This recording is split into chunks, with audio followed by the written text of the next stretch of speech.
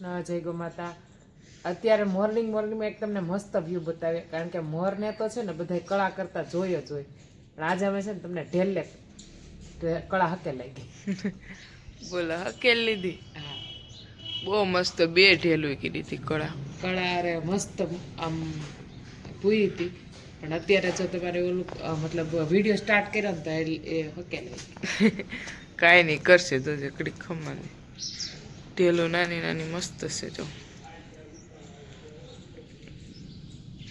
ભગવાને કંઈક સંતુષ્ટ નામની વસ્તુ તારામાં ગોઠવી છે. એક તોફો પપ્પાએ તને તોડીને પાઈ દીધું એટલે લાડ લડાવે, તો પછી ઋષિ કઈ બીજો તોફો ન લઈ લો ને યાર. હાવ આવું ન હોય ઋષિ.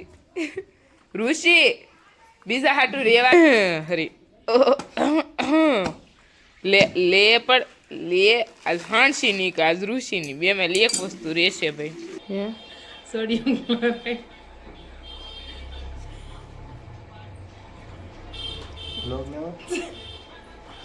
ઋષિબેન અમને પાણી આપ્યું લે તો સારું કરો. પછી તૈયાર કરવું પડે. આ નહીં ઋષિ નહીં મમ્મી આવ્યા ઋષિ આપ્યું મને પાણી. રેડી ખમો હજી એકવાર. રેડી હાલો ઋષિ બેને પાણી પાયું પછી હવે પી લો. પી લો.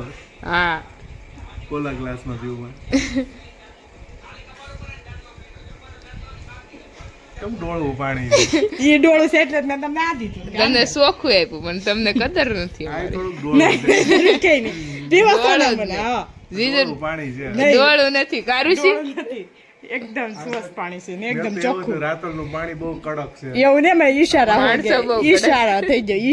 થઈ ગયો. પાણી પીવાની પાણી પીવો નકર સંબંધમાં ખોબા. નહીં જીજુ પાણી પીવો લે. નહીં ઈસ પીવાનું છે. પીવો ઘૂંટડો કરો. નહીં નહીં નહીં નહીં નહીં નહીં નહીં તાર પીવું તું. આ છે ને આ રે બધા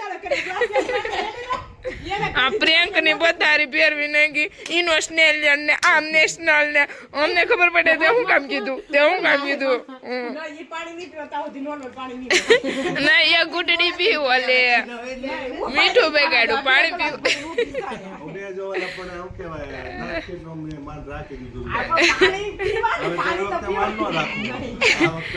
નહીં જીજુ નહીં નહીં પીધું હો જીજુ પી લીધું.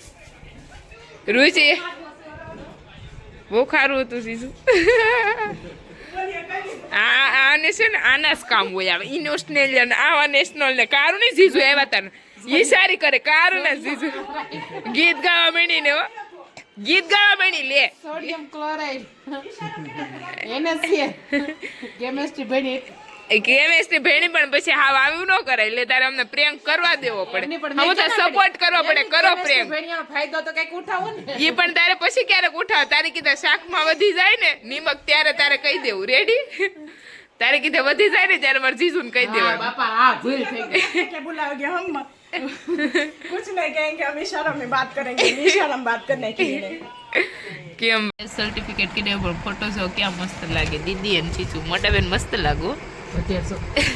અત્યારે મસ્ત જ લાગે નહીં ચીચુ? મારી બેન કેવી લાગે? કાયડી બોલે હો. જય શ્રી કૃષ્ણ, જય માં મોગલ, હર મહાદેવ. કેમ છો બધા? મજામાં જશો? નવા બ્લોગમાં તમારું હાર્દિક સ્વાગત છે. તો ભાઈ ફાઇનલી મીનાક્ષી દીદીનો લાસ્ટ દિવસ છે આપણા ઘરે, અને આજે આપણે મીનાક્ષી દીદીને મોકલવાના છે. તો અત્યારમાં જો બધા મહેમાન આવી ગયા છે, એના સસરાની લોકો, અને મીનાક્ષી દીદીના ફાઇનલી તેડવા માટે આવ્યા છે. અને અત્યારમાં અમે બનાવી છે રસોઈ, અને મહેમાન આવે એની પહેલાં હું તમને બતાવું અને પછી હું તમને કહું કે આજે આપણે શું રસોઈમાં બનાવ્યું છે તે. શ્રી કૃષ્ણ. અત્યારે બસ હવે આપણે બધું ફ્રી થઈ જો કેમ બાકી અને મહેમાન આવી ગયા છે, અને બસ મોટા બેને હાડી પહેરી જો કેમ બાકી. જય શ્રી કૃષ્ણ મામી. જય શ્રી કૃષ્ણ મામી. તો અત્યારે તો મમ્મી ને ઋષિ દીદી ને બધા મસ્ત ફ્રી. હવે ફ્રી થઈ જાય ને મમ્મી તમે? ભાઈ આપણે આજ મોટા બેન ને તેડવા આવ્યા છે. આમ જો મોટા બેન એના બેગે રેડી કરી દીધા. મોટા બેન જાવું જ છે ને અમે તો રોકવા જ છે તમને, કઈ જવા નથી દેવા. પણ તમારા સાસુ માને ઉતાવળ છે કે હવે ભાઈ અમને મીનાક્ષી મોકલી દો લ્યો. તો અત્યારે આપણે જો રસોઈ તો સાજી બની ગઈ છે. દાળ ભાત શાક રોટલી રોટલી બાકી છે અને ભજીયા, 2 વસ્તુ બાકી મગ ને લાપસીની વસ્તુ. આપણે થોડીક વાર રહી અમે પ્લેટ જ્યારે તૈયાર કરશું ને ત્યારે ફાઇનલી હું રસોઈમાં બનાવું ને એ હું તમને આગળ બતાવીશ.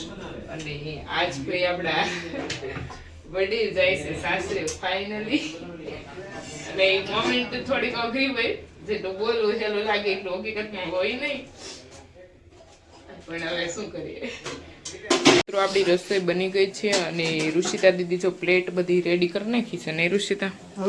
હવે જમવા બેસાડી દેવાના છે ને મહેમાનોને. તો અત્યારે જો આવી કંઈક રસોઈ બનાવી છે સાદી સિમ્પલ. અને ચાલો તો પેલા મહેમાનોને જમવા માટે બેસાડી દઈએ અને પછી અમે પણ જમી લઈએ. કા ઋષિ તમે જેનો તો સામાન તો એકદમ મસ્ત પેકિંગ કરી લીધો છે.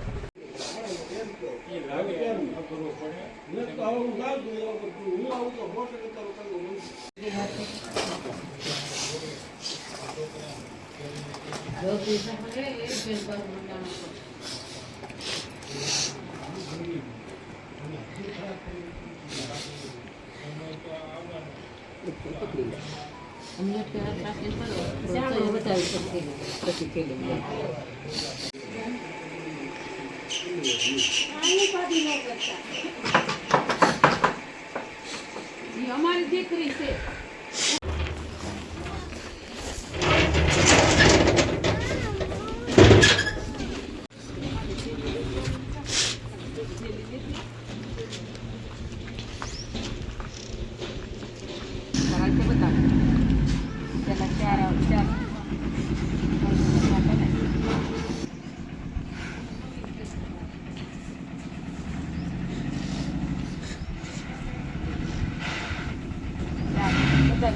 બતાવી દેજો રૂમમાં મૂકી દેજો.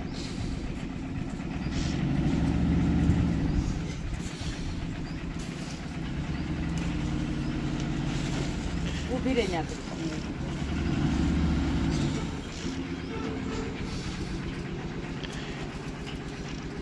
લાઈવ છે.